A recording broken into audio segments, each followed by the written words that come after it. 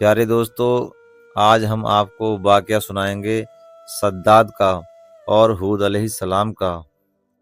وہ صداد جس نے دنیا کے اندر خدائی کا دعویٰ کیا، وہ صداد جس نے اللہ کی قدرت میں دخل دینے کی کوشش کی، وہ صداد جس نے دنیا میں جنت بنوانے کی کوشش کی اور اس نے جنت کی طرح بنوا بھی دیا، لیکن ایک پل بھی اس کو دیکھ نہیں پایا۔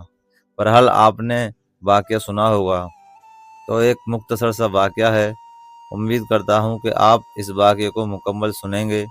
اگر آپ اس واقعے کو مکمل سننا چاہتے ہیں تو ہمارے ساتھ اس ویڈیو میں آخر تک رہیں۔ تو پیارے دوستو، شروع کرتے ہیں آج کا واقعہ بغیر کسی دیری کے۔ شداد عاد کی قوم سے تعلق رکھتا تھا۔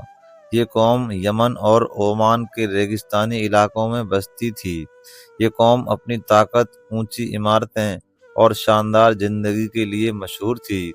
عاد کے لوگ نہ صرف شاریرک روپ سے مضبوط تھے، بلکہ ان کے پاس دولت اور سنسادنوں کی بھی کوئی کمی نہیں تھی۔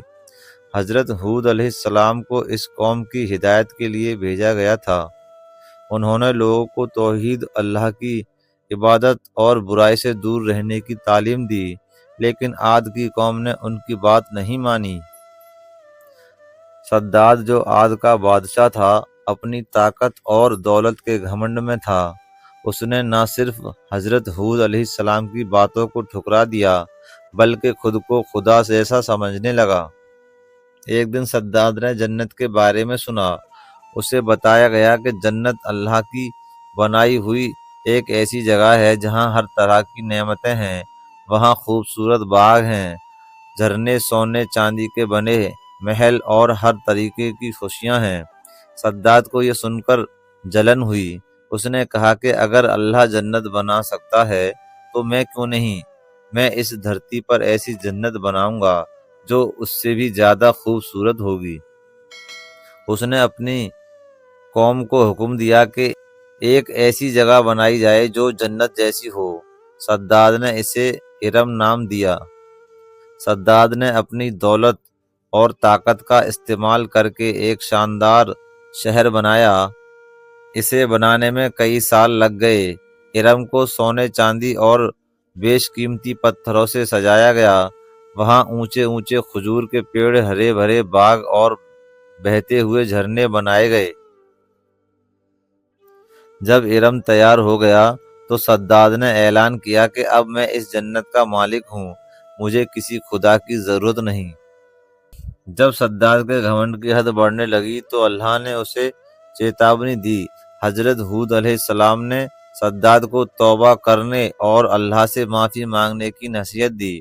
انہوں نے کہا، اے صداد، یہ سب دولت اور طاقت اللہ کی دی ہوئی ہے، اس کے خلاف مت چلو ورنہ تمہارا انجام برا ہوگا۔ لیکن صداد نے ان کی بات کو مذاق میں اڑا دیا اور کہا، میں اپنی قسمت کا خود مالک ہوں، مجھے کسی کی ضرورت نہیں۔ جب ارم پوری طرح تیار ہو گیا تو صداد نے اپنے درباریوں کے ساتھ اسے دیکھنے جانے کا فیصلہ کیا۔ جیسے ہی وہ ارم کے دروازے پر پہنچا، آسمان سے ایک بھیانک آواز آئی۔ اچانک تیز ہوائیں چلنے لگیں۔ ان ہواؤں نے صداد اور اس کی پوری قوم کو اپنی گرفت میں لے لیا۔ اللہ نے اپنی طاقت کا اظہار کیا۔ ایک قیامت جیسی استھتی پیدا ہوئی۔ ارم اور اس کے آس پاس کا علاقہ ایک پل میں تباہ ہو گیا۔ صداد اور اس کی پوری قوم ختم ہو گئی۔ کہا جاتا ہے کہ جنت ارم آج بھی عرب کے ریگستان میں کہیں دبا ہوا ہے۔ اسے ڈھونڈنے کی کئی کوششیں کی گئی، لیکن آج تک کوئی اسے کھوج نہیں سکا۔ صداد کی کہانی ہمیں یہ سکھاتی ہے کہ اللہ سے بغاوت کا انجام برا ہوتا ہے۔